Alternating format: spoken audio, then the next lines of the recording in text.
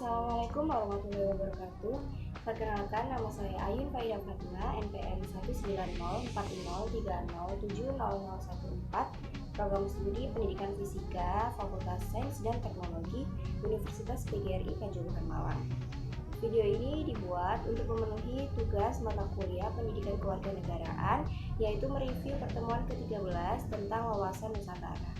Masuk ke materi yang pertama, yaitu tentang konsep dan urgensi wawasan Nusantara.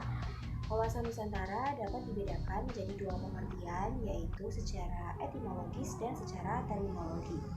Secara etimologis, wawasan Nusantara berasal dari kata wawas yang artinya pandang dan berasal dari kata Nusantara, yaitu kata Nusa yang artinya pulau dan antara. Kata Nusa juga berasal dari bahasa Sanskerta yang berartinya pulau atau kepulauan, juga berasal dari bahasa Latin di mana kata Nusa berasal dari kata Nessos yang artinya semenanjung atau pulau. Selanjutnya, kata yang kedua yaitu antara berasal dari bahasa Latin in dan terra yang artinya antara atau dalam satu kelompok. Juga berasal dari kata inter yaitu dari bahasa Inggris yang artinya antara atau relasi. Kemudian kata antara berasal dari bahasa Sanskerta yang artinya laut atau luar. Kata Nusantara secara historis berasal dari bumi Sumpah Palapa yang dicetuskan oleh Patih Gajah Mada pada upacara pengangkatannya menjadi Mahapatih di Kerajaan Majapahit pada tahun 1336 Masehi yang tertulis di dalam kitab Paraton. Berdasarkan pengertian terminologis, wawasan Nusantara merupakan cara pandang terhadap lingkungan tempat berada bangsa itu sendiri. Tampak bahwa bangsa Indonesia terdiri dari banyak jenis suku, ras, agama, dan latar belakang yang berbeda-beda, sehingga kita tetap memandang bangsa Indonesia menjadi satu persatuan, yaitu satu bangsa. Menurut GBHN tahun 1998 yang menyatakan wawasan Nusantara adalah cara pandang dan sikap bangsa Indonesia mengenai diri dan lingkungannya dengan mengutamakan persatuan dan kesatuan bangsa serta kesatuan wilayah dalam penyelenggaraan kehidupan bermasyarakat, berbangsa, dan bernegara. Dan ini semua merupakan wawasan yang kita miliki, wawasan Nusantara yang kita miliki, yang harus kita jaga agar tidak menimbulkan perpecahan dan kericuhan yang melanggar norma. Selanjutnya, masuk ke materi kedua, yaitu tentang sumber-sumber munculnya konsepsi wawasan Nusantara.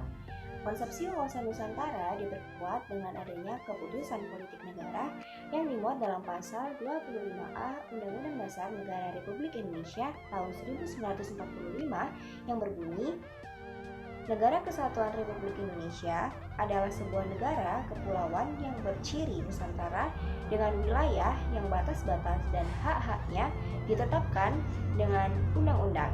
Dan konsepsi wawasan Nusantara ini pula juga dimuat dalam deklarasi Juanda yang bertujuan untuk mendapatkan pengakuan dari berbagai negara, baik nasional maupun internasional. Seiring tuntutan dan perkembangan, konsepsi wawasan Nusantara mencakup kesatuan politik, ekonomi, sosial budaya, pertahanan dan keamanan yang termasuk menjadi satu persatuan, satu bangsa. Lahirnya konsepsi wawasan Nusantara juga berdasarkan sosiologis masyarakat Indonesia yang awalnya menganggap wawasan Nusantara adalah suatu keutuhan diperluas menjadi suatu pandang persatuan bangsa.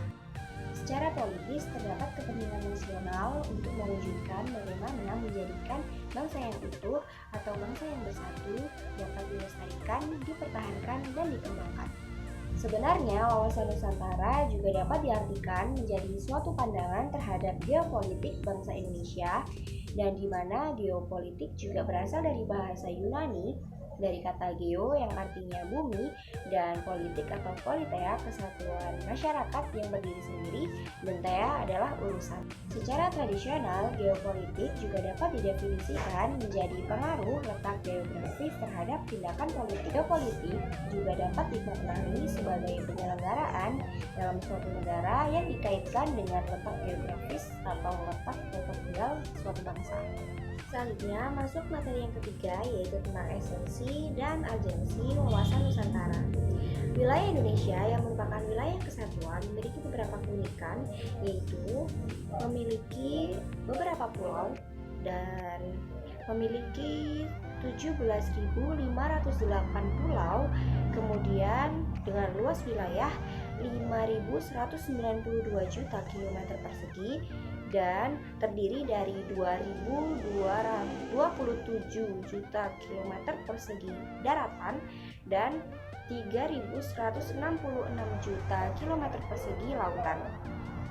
Kemudian terdapat juga jarak utara dan selatan yaitu 1.888 km dan jarak dari timur ke barat yaitu 5.110 km. Terletak di antara dua benua dan dua samudra, kemudian beriklim tropis dan memiliki flora fauna dan sumber daya alam yang sangat banyak. Selanjutnya, implementasi wawasan Nusantara dalam kehidupan politik akan menciptakan penyelenggaraan negara yang sehat dan dinamis. Selanjutnya, implementasi wawasan Nusantara dalam kehidupan ekonomi akan menjamin semua pemenuhan dan peningkatan ekonomi di setiap daerah. Kemudian, implementasi wawasan Nusantara dalam kehidupan sosial budaya akan meningkatkan atau membentuk sikap batinnya dan lahiriah, di mana membentuk atau menjadikan setiap manusia untuk menerima perbedaan sebagai karunia Tuhan. Dan yang terakhir, implementasi wawasan Nusantara terhadap kehidupan pertahanan dan keamanan akan membentuk sikap cinta tanah air dan bela negara terhadap rakyat Indonesia. Sekian video pembahasan dari saya. Apabila ada salah kata, saya mohon maaf. Wassalamualaikum warahmatullahi wabarakatuh.